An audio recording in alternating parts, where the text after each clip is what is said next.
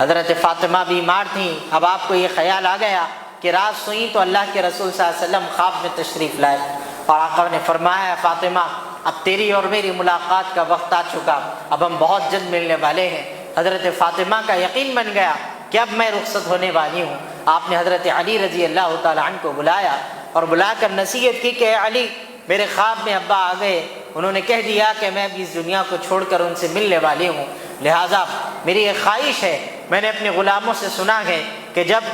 عورتوں کا جنازہ لے جایا جاتا ہے تو لوگ اس جنازوں کو دیکھ کر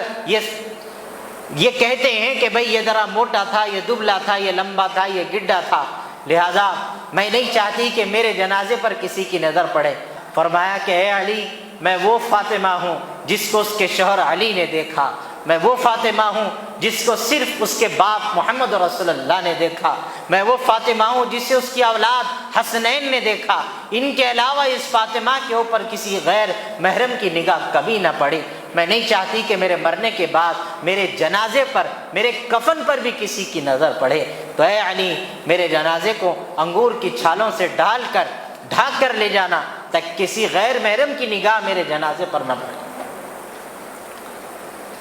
اور فرمایا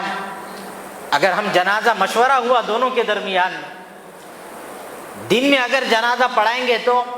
حضرت علی نے فرمایا اگر دن میں جنازہ پڑھائیں گے تو آس پاس کے علاقہ پورا مجمع جمع ہوگا، کیونکہ تم اللہ کے رسول کی بیٹی ہو، سب چاہیں گے کہ وہ نماز جنازہ میں شرکت کریں۔ آپ نے فرمایا نہیں، مجھے ایسی بھیڑ کی ضرورت نہیں ہے، بلکہ رات میں میری جنازے کی نماز پڑھا دینا۔ خدا کی قدرت دیکھیے،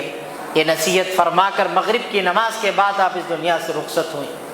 علماء کرام فرماتے ہیں کہ حضرت اسماء بنت عمیس نے آپ کو غسل دیا اور اس کے بعد نماز جنازہ حضرت سیدنا ابو بکر صدیق رضی اللہ تعالی عنہ نے پڑھایا۔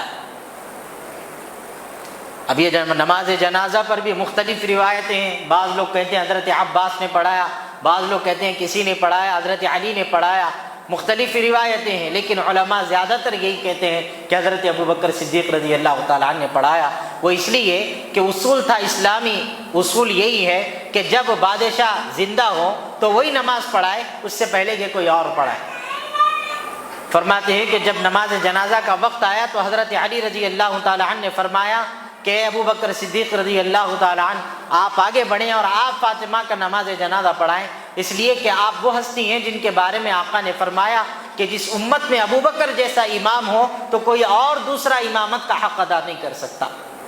لہذا آپ آگے آئیں۔ حضرت ابو بکر کو آگے کیا گیا اور آپ نے نماز جنازہ پڑھایا۔ میرے عزیزوں،